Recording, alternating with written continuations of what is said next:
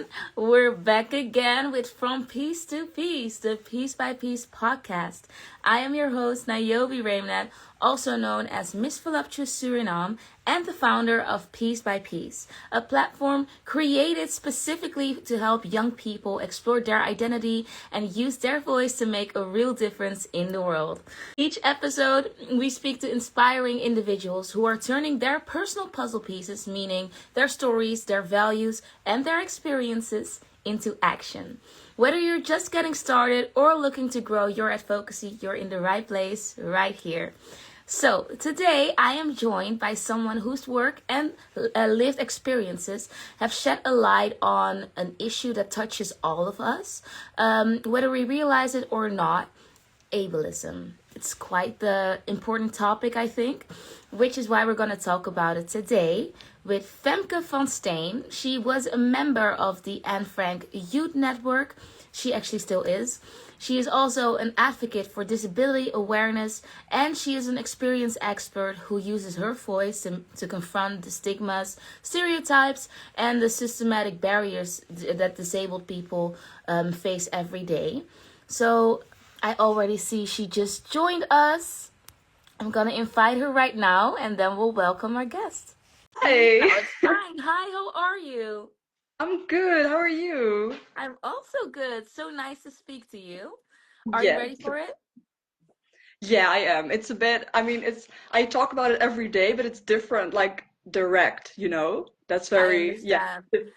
yeah, Well, it's a safe space right here, so we're just gonna talk about everything. And if anything doesn't work out, just let us know, and then we'll pause and have a little chit chat. It'll be fine. of course. Thank Okay. you. So, for everyone who doesn't know you just yet, could you introduce yourself? Of course. Well, I am Femke. I am 23 years old. I live in Rotterdam. I was born in North Holland, so I moved to Rotterdam for my studies. I studied criminology at Erasmus University. Very interesting, very tough, very difficult. Lots of hard topics, but very interesting.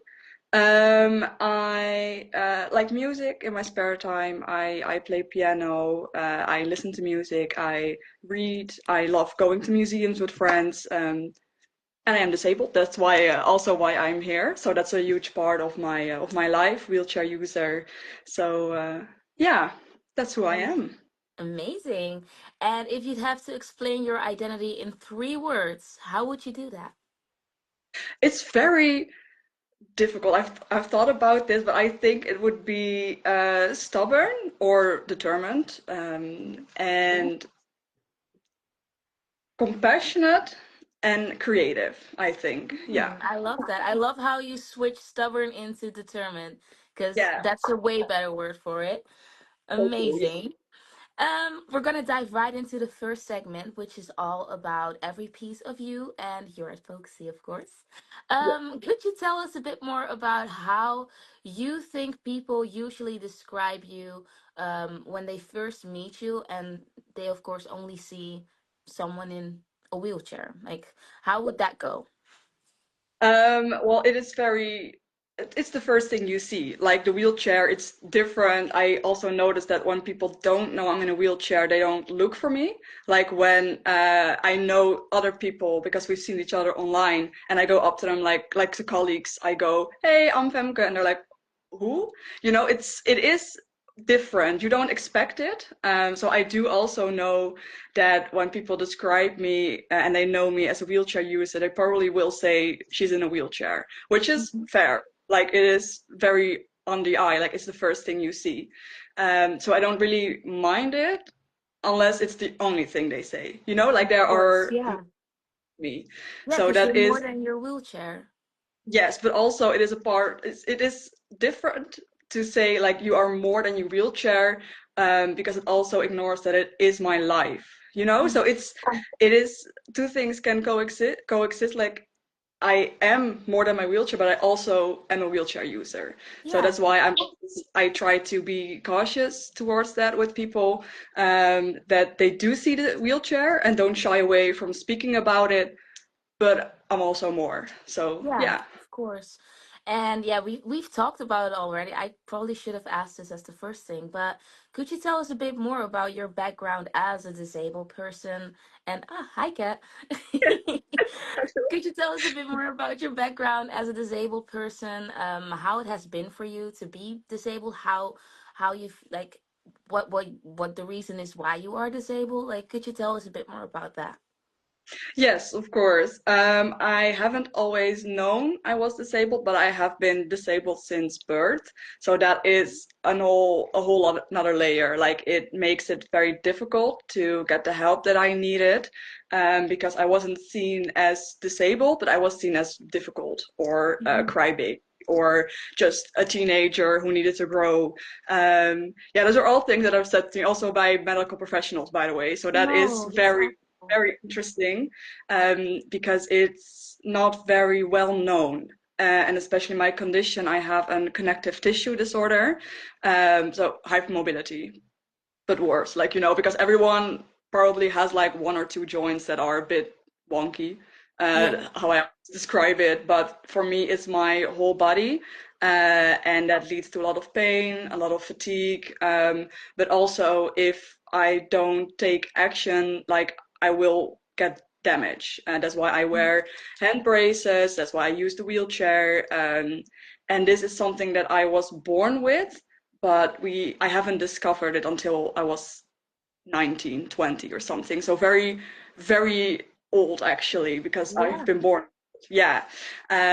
But the prognosis is like it's progressive, not in the sense that you get less connective tissue, but you get worse because everyone, as they get older, they get, worse or more pains or Mhm. whatever. I just deteriorates more quickly, I guess. Mhm. And the signs were there, but they were ignored. And I think that was even harder than if I had known that I was disabled, I can because imagine.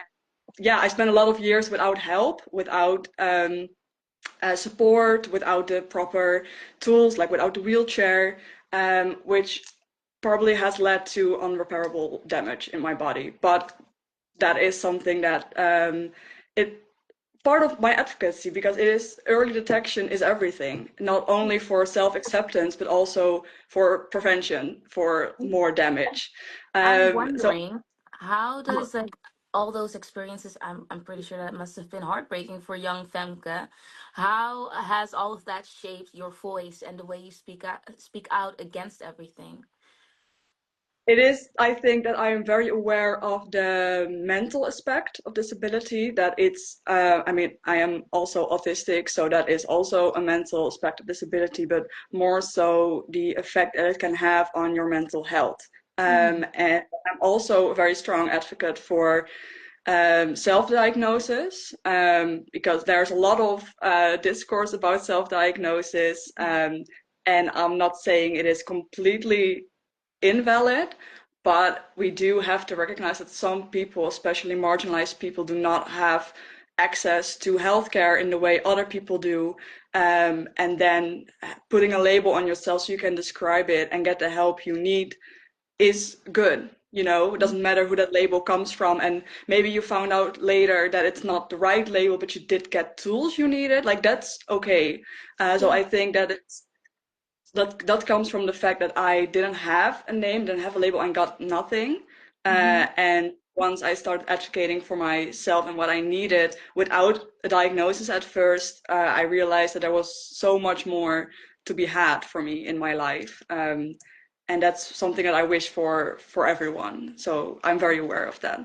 That's beautiful. And I love that you actually said that you are an advocate for self-diagnosis because I started self-diagnosing myself at some point because I don't think I've ever told anyone this, but I have a diagnosis now for ADHD. And if I didn't go to my doctor and was like, I think I have this, I think the signs are matching up, and You well, would I not have am a got. young woman and there simply isn't a lot of research about it. So like please look into it. If I didn't do that, I wouldn't have known either. So I fully agree with you on that part. And I'm glad that you're speaking out about it because it's very important. Okay. Yeah. Next question. I am very curious. I'm not sure if you have it handy, but you filled in the piece by piece workbook. I, Yes. And sure. on the mirror page, you filled in how you want to be viewed by the world. Could you tell us a bit more about that and maybe even show us your page? Yes, I tried to draw, but then I realized my markers were really going through, so I stopped drawing. It's So fine. it's a bit mild. No, I wrote, strength should not have to come from struggle, but this struggle is mine and I will make it worth it. Use it to make the world a beautiful and inclusive place where everyone will be cared for without judgment, with joy. And I think that that is part of my struggle. What a lot of disabled people are actually very proud of their disability because it gives us a lot of strength. Like I have to plan for everything. You would not believe how much I need to plan to like go out somewhere.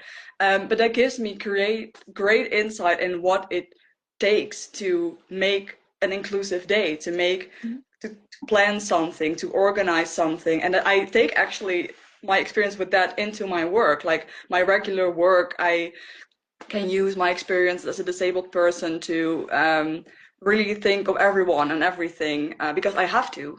And that is something that I am glad that I have. I mean, it's sad that it had to come from struggle, like I said. Mhm.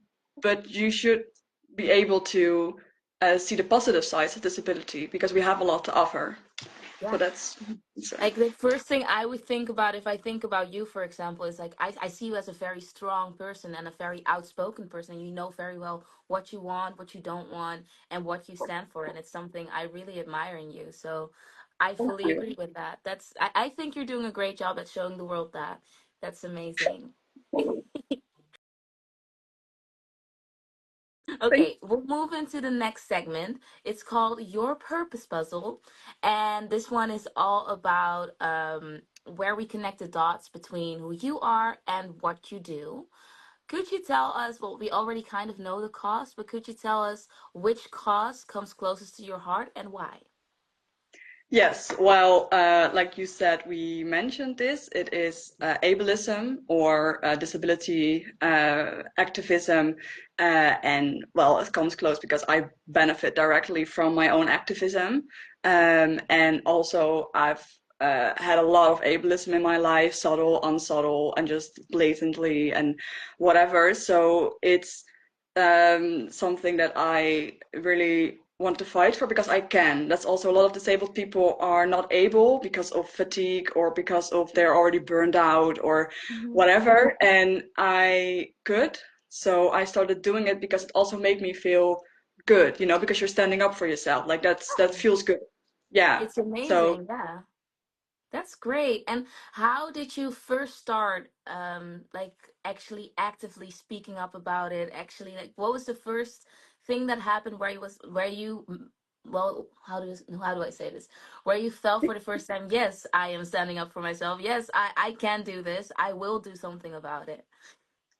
I actually got into it kind of accidentally, because first, when I was in high school, I had to request and then fight for accommodations during my testing. And I tried to take it away like at every test. Every test, they had to ask me, "Oh, are you still autistic? Still necessary?" And I'm like, "Yes, Sorry, it's still." what? They didn't ask like that, but I did ask like, "Oh, are you okay now?" And I was like, "No, I'm not okay. I No, still it need doesn't that." just go away. It's not like a Yeah. flu. No, exactly. And that's something that actually kind of happens throughout. Like it keeps happening, not just in my high school, like in other places as well. And during my time at uni, I really started to physically deteriorate. And then I had to ask because I was not the only disabled student at my studies, but Mhm. it was different because they were aware of it from her because for me, it was really invisible. So I had to actively speak up. Like I could not just say, I could not depend on others to give me what I needed. I Mhm. had to go to the study advisor. I had to go to everyone basically. And that was like the first time I actively really advocated for myself and in a way also educated them. And that was, like I said, accidentally, because I didn't see like, oh, I am an expert in this, I need to educate them. But they were so like they didn't know anything. And yeah, it was really strange. I had to explain to them like what is accessible, what is not accessible. Um, I had It to lay must feel down. so weird to be the first as Yeah. well, right? Yeah, and I was like, definitely not the first, but I might have been the first to speak to about it to these persons. And I also connected with a lot of other disability advocates, and they had been fighting for years, but different faculties. So I really noticed that every faculty really approached it differently. So I had bad luck because my faculty was really bad at inclusivity. I mean, they said they were good, but They weren't. yes. So that is, like I said, accidentally, I became kind of like an expert because I was the first and I had to explain everything. Yeah. I'm sure that that wasn't the first time well, that wasn't the only time you had to be the first to speak up. Could you tell us how you stay motivated to speak up and tell the same story over and over again? Well, it is kind of the way that I am wired that I find it validating that I can do it, that I am like, okay, this is something that I am able to do for me and for other disabled people, but also because I really get a lot of positive feedback. People are like, well, I had never really thought of that, or I can really see the world through different eyes right now. And that's really motivating for me because I can really feel like I am making a difference, not on a very huge scale, but on the scale that matters to me and other people. Yeah. Like at work, it's not like I'm changing the whole workforce, but I am changing my environment. And then also they are passing it forth. So that's something that really motivates me because I can directly see the results. Mm-hmm. I understand. That's actually really beautiful because Yes. I find it like I sometimes also feel like it's quite hard to stay active and keep working well almost against some very ignorant people.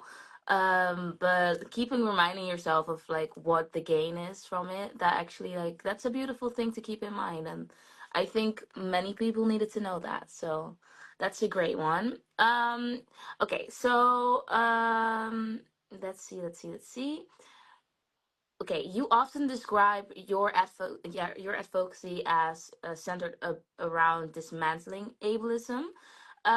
For those who are new to the topic, could you explain to us what ableism means to you and what effect it has on you as a disabled person?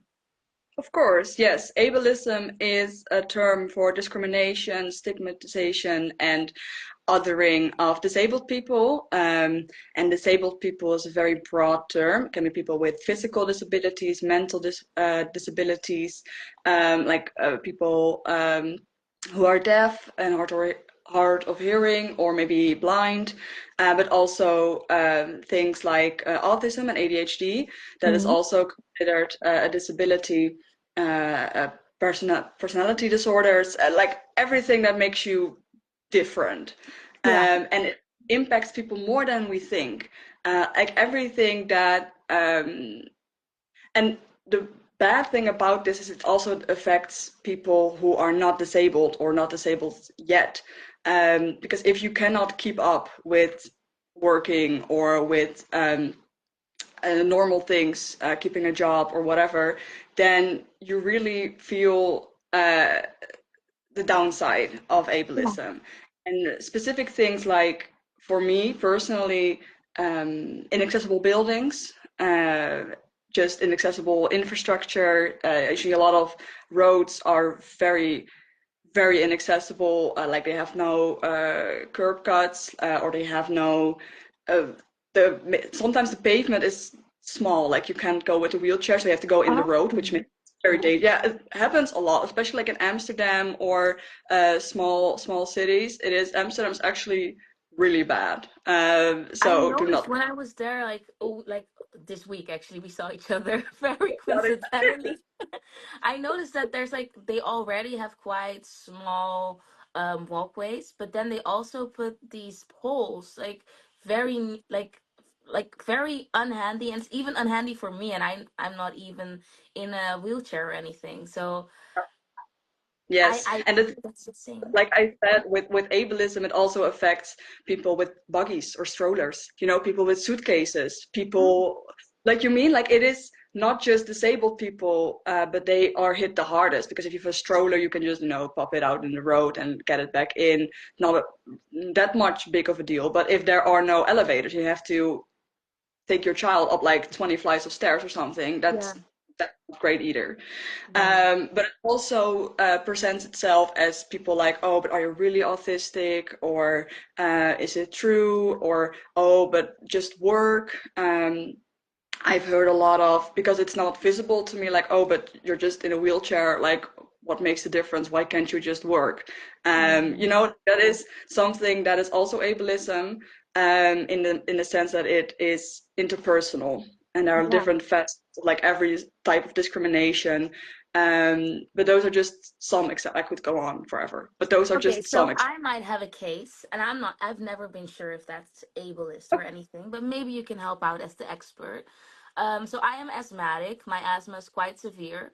And when I was younger, I always had, well, I wouldn't say fights, but always had disagreements with my teachers, my physical education teachers. And I once had this teacher that told me I can't stop or I can't go and take my medication until I am rolling on the ground dying, because that's what asthma actually is. Would you call Yeah. that ableist? I would definitely call that ableist. Yeah, that is so bad. Like they should not have been able to define what asthma is for you because asthma looks different for everyone.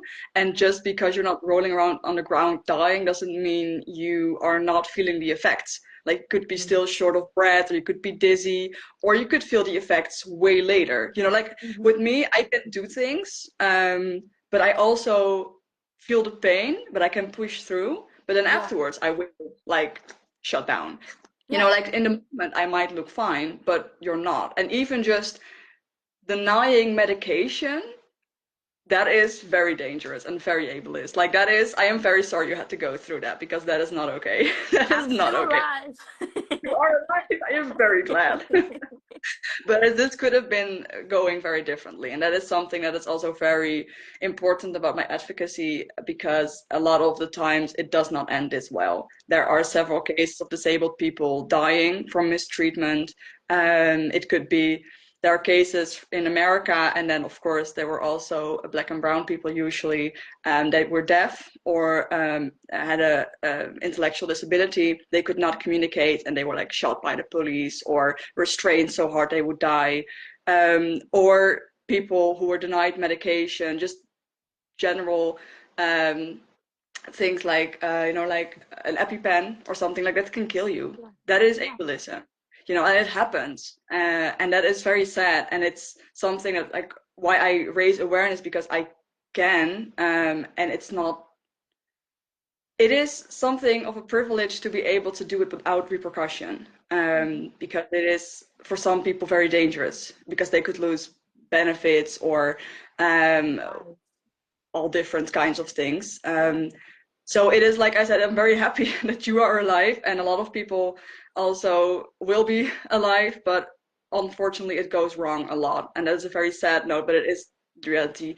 Even so that we have a Disability Day of Mourning on the 1st of March since 2012, because a lot of people die from mistreatment, but also especially because they are murdered by their caretakers because they are a burden. And that is yeah, like I think every once a week or something, I think a person is killed because they are disabled, and then not just randomly, but by their caretaker. So that is very sad statistic. Awful. Yeah, that's insane. It actually brings like it's awful, but it's Yeah. also a great bridge to the next question. Because Yes. well, disability is a very normal part of human diversity, but for some reason society still has an issue with it.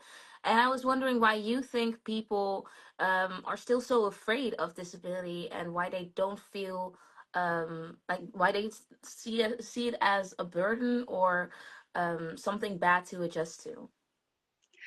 It threatens the status quo. That first, it makes you different. We are all humans are very afraid of different things. Like it is doesn't matter like skin color, sexuality, or disability. If you're different, then you're weird. And that is something people know that disability brings a lot of struggles, brings a lot of stigma, brings a lot of discrimination. They don't want that. And instead of fighting the ableism, they fight disabled people because they remind us that we exist. And it is very difficult, and it also varies for every person. Like one person would be genuinely afraid for their life, like they are very active, they hike every day. If they would be in a wheelchair, like that would be a very different life for you. Yeah. And that is, I do realize that it is okay to fear not being able to do what you want to do or what you have been doing. But you also, what people don't realize is that your life is not over. Like you just have a different life. And that Yeah. is, they are afraid to adapt and they think they are kind of like immune to disability, you know, like, oh, it's not me. And that's when you get that disabled people are lazy or they just need to push through or they did this to themselves. Um, like, and even if they did it to themselves, like if they got in a skiing accident, like you could just not go skiing, but then you don't live your life. No. And what I always see is that it's seen as this sort of like tragic thing. When I'm not gonna deny that it's hard, like it is, but it's also just a life, you know, and quality of life can be good, it's just different. And then we're back at the beginning where difference is seen as bad and difficult. And Yeah. it also is not very well known. And I think if we would see disabled people a lot more in public, in media, then it would become normal because you would just think like, oh, it's this normal part. Oh, it sucks, and you can grieve the life that I have grieved the life that I had. But I also have to move on, you know. Yeah. But you don't see that, and No. then people don't. It's possible. And that is something that I think people are afraid of, like just not being able to live their life. That makes so much more sense. Thank you for answering that. Sure. Yeah, I also recognize it in like how you see that, like for example, Mattel now has this whole campaign of making their brand more inclusive and showing different types of women you see around the world.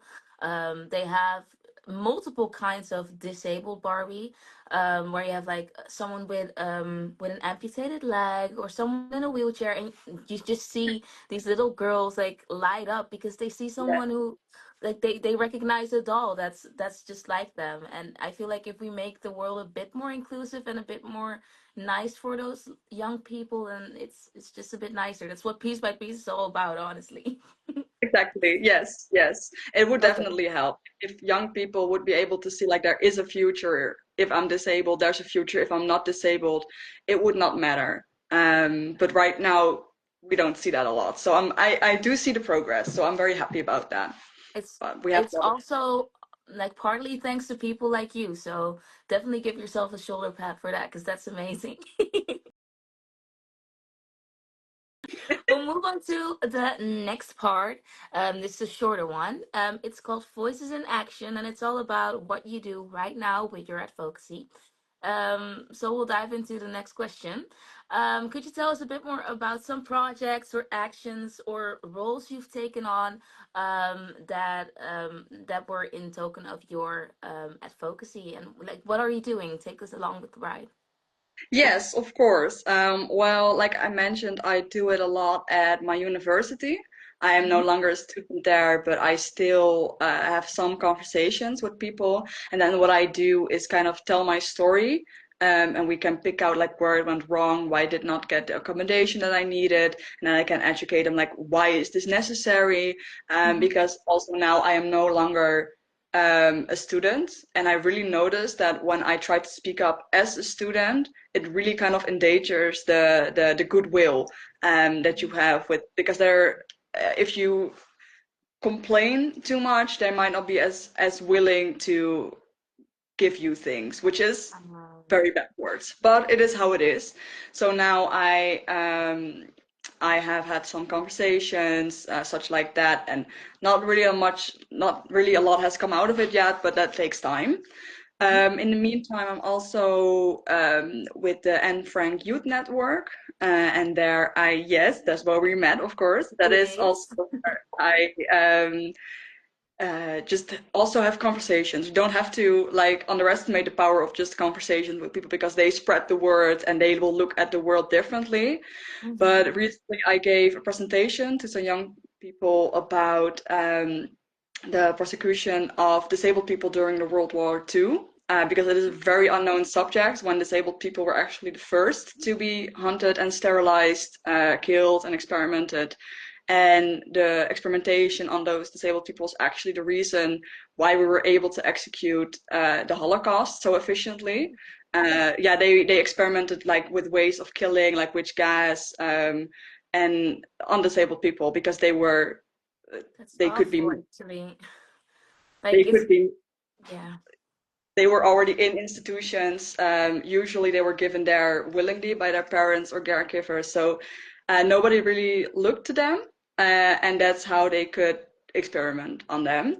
So that is sort of a forgotten history of disabled people that we still feel today. And Also with the Anne Frank Youth Network, I'm also trying to raise awareness of just in general accessibility of um, just their network, their museum, the things they plan, like they plan watch parties or trips, and then I also try to inform them a little bit. And in my work, I work for the municipality, and I try to raise awareness within the municipality to uh, well, be kinder to disabled people and not just wheelchair users, but other disabled people. And I actually see a lot of that already in my workspace, so that's very good. But I Mhm. am first wheelchair user for a lot of my colleagues, so I have a lot of interesting conversations with them. I can But imagine. it is, yeah, it is very. I mean, it's good because I like that they feel safe to ask me slightly offensive questions because then I can educate them like why that is offensive and then we Mhm. move on. That's amazing. But it also I'm trying to implement it into our work and just in general like how do we approach what we do and why do we not think of disabled people as well, especially like, in regards to housing. Like why do we not think of accessible housing? Why is that not a thing? So that Yeah. is just something that I do generally on a daily basis to advocate. Amazing. I love that so much. And I heard you say that you work with a lot of other people who, well, indefinitely aren't also disabled. How do they go about like making meetings and stuff like that? Well, friendly to you? Like how do they cater to you so you can actually access the meetings and well the things that you have to attend?